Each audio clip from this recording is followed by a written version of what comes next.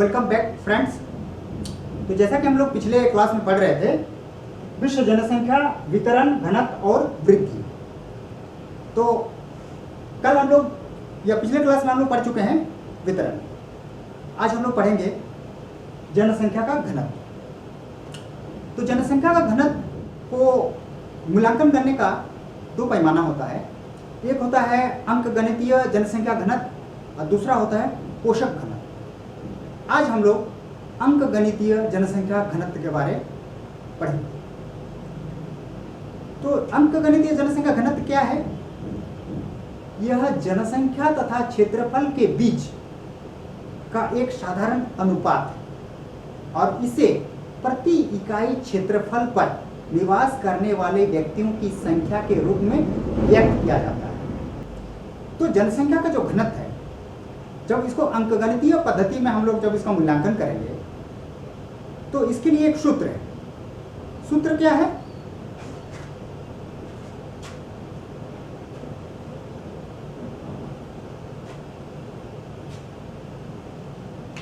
इसको हम लोग जब देखते हैं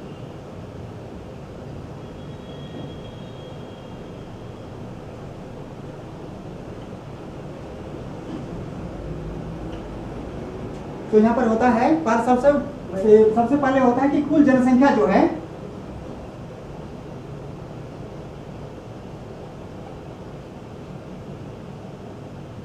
इसको हम लोग भाग देंगे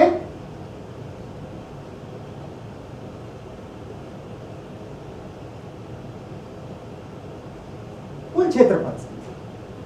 यानी कि इसका सूत्र क्या है? कुल जनसंख्या को हम लोग भाग देंगे कुल क्षेत्रफल से, तो हमें पता चल जाता है जनसंख्या का घनत्व क्या है। इसको हम लोग एक उदाहरण के तौर पे भी या एक उदाहरण के द्वारा भी इसको हम लोग समझ सकते हैं कि जैसे 2011 की जनगणना के अनुसार भारत की जनसंख्या लगभग 1,21,02,00,000 थी। इसमें से जम्मू कश्मीर के जो पाकिस्तान तथा जो चीन के अवैध कब्जे वाला जो इलाका है, इसको हम लोग अगर छोड़ देंगे और उसमें भारत का जो क्षेत्रफल आता है, जैसे भारत का ऐसे हम लोग कुछ जो बुक्स है उसमें आप लोगों का दिया हुआ है 32,87,263 वर्ग किलोमीटर। लेकिन अगर अवैध कब्जे वाला जो क्षेत्र है उसको अगर हम लोग छोड़ दें तो भारत का जो क्षेत्रफल है वो लगभग 31.7 लाख वर्ग किलोमीटर, इसको हम लोग जान सकते हैं। ठीक है, तो जनसंख्या का घनत्व को हम लोग कैसे इसको हम लोग निकाल सकते हैं कि जो कुल जनसंख्या है उसको हम लोग कुल क्षेत्रफल से उसको अगर हम लोग भाग दे देंगे तो लगभग आप लोग देखिएगा तो लगभग 382 व्यक्ति प्रति वर्ग किलोमीटर हम लोग का जनसंख्या घनत्व आएगा। ठीक है, अब जैसे देखिए इसको अगर हम लोग आगे बढ़ते हैं तो इसमें देखिए विश्व में जो जनसंख्या का जो घनत्व है, विश्व में जनसंख्या का जो घनत्व है, तो जैसा हम लोग पिछले क्लास में भी हम लोगों ने देखा तो उसका वितरण है बहुत ही असमान है और एक अनुमान के आधार पर यह है कि 90% जनसंख्या 10% भूभाग पर बसा हुआ है और जो बचा हुआ 10% जनसंख्या है वो 90% भूभाग पर बसा हुआ है। और भी एक डेटा है कि जो 90% जो भूभाग है उसमें लगभग 33% जो भाग है वो प्रायः मानव विहीन है, यानी कि वहां पे मानव का बसाव नहीं। तो इस तरीके से जो जनसंख्या का जो वितरण है या जनसंख्या का जो घनत्व है उसको हम लोगों ने वर्गीकृत किया है, उसको हम लोगों ने बांटा है। उसमें सबसे पहले उच्च जनसंख्या घनत्व वाले क्षेत्र को हम लोग पढ़ते हैं। तो उच्च जनसंख्या घनत्व जो है उसको हम लोग किस तरीके से उसका हम लोग पैमाना को मापते हैं? तो 100 व्यक्ति प्रति वर्ग किलोमीटर से अधिक जनसंख्या वाले क्षेत्र को उच्च जनसंख्या का घनत्व वाले क्षेत्र कहते हैं। घनी जनसंख्या वाला क्षेत्र, और घनी जनसंख्या वाले क्षेत्र में क्या है? सबसे पहले एक नंबर में आता है मानसून एशिया। मानसून एशिया ये क्या है कि पूर्व एशिया तथा दक्षिण एवं दक्षिण पूर्व एशिया भी इसको हम लोग कहते हैं। और इसमें प्रमुख क्या क्या है? इसमें चीन है, भारत है, बांग्लादेश है, जापान है, सिंगापुर है, इंडोनेशिया है और इंडोनेशिया का ही जावा द्वीप इसमें सबसे प्रमुख है। यहाँ पे इसलिए जनसंख्या ज़्यादा बसा हुआ है क्योंकि जो यहाँ का जो भूभाग है ये मैदानी भूभाग है और जो ज़मीन है उर्वरक है और यहाँ पे चावल की 2-3 फसलें होती है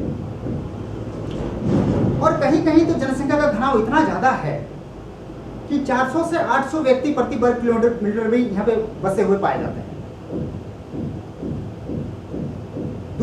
दूसरा कारण यहाँ पे क्या है एक और, जैसे जापान है, चीन है, भारत है, इन देशों में बड़े पैमाना पर औद्योगिकीकरण हुआ, मतलब इंडस्ट्रियलाइज हुआ और नगरीकरण हुआ, नगर बस गया और जिसके चलते जहाँ पे औद्योगिकरण हुआ, जहाँ पे नगरीकरण हुआ, वहाँ पे जनसंख्या का ज़्यादा जमाव और ज़्यादा वहाँ पे जनसंख्या जाके बस गई। यहाँ पे एक देखते हैं जैसे सिंगापुर लगभग 4,358 व्यक्ति प्रति वर्ग किलोमीटर यहाँ का जनसंख्या घनत्व है। तो ये देखें हम लोग कि मानसून एशिया जनसंख्या का जो बसाव है उसमें लगभग प्रथम स्थान रखता है। दूसरा क्या है, यूरोप में भी जनसंख्या का बसाव अच्छे तरीके से हम लोग को देखने को मिलता है। यूरोप में भी काफ़ी अच्छा जनसंख्या बसाव हम लोग को देखते हैं हम लोग। इसमें यूरोप की जो अधिकतर जनसंख्या है, क्योंकि उसका यूरोप में क्योंकि वो विकसित है यूरोप, तो वहाँ पे क्या है कि उद्योग काफ़ी वहाँ पे व्यवस्थित है और लोगों का जो मुख्य व्यवसाय है वो उद्योग और व्यापार है और वाणिज्य भी है। और यहाँ पे क्या है, कच्चे जो पदार्थ है, यहाँ तक कि भोजन भी जो है वो विश्व के दूसरे भागों से आयात करते हैं यूरोप। और यूरोप में हम लोग देखते हैं कि इसका जो घना बसा हुआ जो क्षेत्र है वो लगभग इंग्लिश चैनल से नीपर नदी तक फैला हुआ है, जिसके कारण इस क्षेत्र को यूरोप का जनसंख्या का धुरी कहते हैं।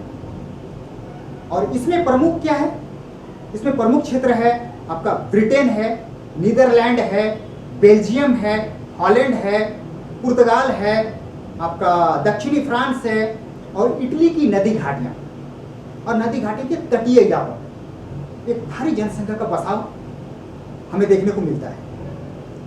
अब तीसरे स्थान में आते हैं, तो तीसरे स्थान में हम लोग जैसा कि देखते हैं ये उत्तर अमेरिका का पूर्वी तट, उत्तर अमेरिका का पूर्वी तट में भी जनसंख्या का बसाव ज़्यादा है। और इसमें संयुक्त राज्य अमेरिका का पूर्वी भाग। और यहाँ पे बसे कौन कौन है, इसमें बसे हैं प्रवासी यूरोपियन, जो यूरोप के ही व्यक्ति हैं, वो प्रवासी के तौर पे जाके वहाँ पे उद्योग धंधों को वहाँ पे स्थापित करते हुए वहाँ पे जाके बस गए। तो ये अभी जो हम लोगों ने पढ़ा, ये उच्च जनसंख्या घनत्व वाले क्षेत्रों को हम लोगों ने देखा है। अभी क्या है, विरल जनसंख्या, यानी कि मतलब जनसंख्या जहाँ पे कम है, तो वो क्या है, जिन क्षेत्रों में 1 या 2 व्यक्ति प्रति वर्ग किलोमीटर रहते हैं उस क्षेत्र को विरल जनसंख्या क्षेत्र हम लोग कहते हैं। और विश्व का लगभग 95 करोड़ वर्ग किलोमीटर क्षेत्र, जहां पर लगभग इस क्षेत्र के अंतर्गत आता है विरल जनसंख्या वाला क्षेत्र। और इसमें कौन कौन सा क्षेत्र है, इसमें है जैसे कि मुख्य रूप से हम लोग देखते हैं उष्ण मरुस्थल। मरुस्थल 2 प्रकार का होता है, एक उष्ण मरुस्थल होता है और शीत मरुस्थल होता है, या अति शीत मरुस्थल भी बोल सकते हैं। यहाँ पे उष्ण मरुस्थल को हम लोग देखेंगे, तो उष्ण मरुस्थल में भी काफ़ी कम जनसंख्या का बसाव पाया जाता है। उसमें से जैसे मुख्य रूप से है सहारा है, कालाहारी है, अटाकामा है, पश्चिमी ऑस्ट्रेलिया है, अरब है, थार है, सोनोरेन मरुस्थल, ये सब मुख्य है। और कारण क्या है, कम वर्षा के कारण, जल की कमी के कारण, क्योंकि हम लोग जैसे जानते हैं जल है तो जीवन है, और जहाँ जल की कमी हो जाएगी जनसंख्या वहाँ विरल होना स्वाभाविक है। अब हम लोग आगे देखते हैं अति शीत क्षेत्र, जहाँ पे काफ़ी ठंड पड़ता है। तो ये कहाँ है, जैसे कि हम लोग जानते हैं ये ध्रुवीय क्षेत्र है, जिसमें मुख्य रूप से कनाडा का उत्तरी भाग, ग्रीनलैंड, साइबेरिया का उत्तरी भाग और दक्षिणी ध्रुव के चारों ओर फैला हुआ अंटार्कटिक महाद्वीप है। यहाँ पे क्या है, कम तापमान है और अत्यधिक ठंड के कारण यहाँ पे विरल जनसंख्या पाया जाता है। और जैसा कि हम लोग जानते हैं कि अंटार्कटिक महाद्वीप जो है वहाँ तो लगभग मनुष्य विहीन ही है। उसके बाद नेक्स्ट नंबर आता है आपका शीतोष्ण मरुस्थल, जहाँ पे शीत और उष्ण दोनों का समावेश होता है। और ये कौन सा क्षेत्र है, मध्य एशिया के क्षेत्र, विशेष रूप से गोबी मरुस्थल। उसके बाद स्थान किसका आता है, विषुवत रेखीय क्षेत्र। इसमें क्या है, इसमें दक्षिणी अमेरिका का अमेजन बेसिन, अफ्रीका का जायरे बेसिन। और विरल जनसंख्या होने का कारण क्या है, वर्षा और तापमान दोनों में काफी अंतर होता है और दोनों ज्यादा होता है। और जलवायु जो है स्वास्थ्य के लिए हानिकारक है, इसीलिए यह जनसंख्या का बसाव विरल है, कम है। तो एक उच्च जनसंख्या का क्षेत्र हो गया, एक विरल जनसंख्या का क्षेत्र हो गया, लेकिन बीच का भी एक क्षेत्र बनता है जिसको हम लोग बोलते हैं साधारण जनसंख्या घनत्व वाला प्रदेश। और वो कौन कौन सा प्रदेश है, तो इस प्रदेश में क्या होता है, यहाँ पे जनसंख्या ना ज्यादा होता है ना ज्यादा कम होता है। ठीक है, इसको हम लोग मध्यम जनसंख्या घनत्व वाले क्षेत्र भी कह सकते हैं। और इसमें कौन कौन सा क्षेत्र है, एशिया है, यूरोप है, संयुक्त राज्य अमेरिका का भी कुछ क्षेत्र है, और अफ्रीका है, दक्षिण अमेरिका है और ऑस्ट्रेलिया है। तो आज का ये जो सब टॉपिक है इसको यहीं पे विराम देते हैं। अगली कक्षा में हम लोग इसका अगला टॉपिक पढ़ेंगे। तब तक के लिए धन्यवाद। और अगर ये वीडियो आप लोग पसंद आया तो इसको लाइक कीजिएगा, ज़्यादा मात्रा में इसको शेयर कीजिए और सब्सक्राइब भी कर लीजिएगा। जोहार, जय हिंद।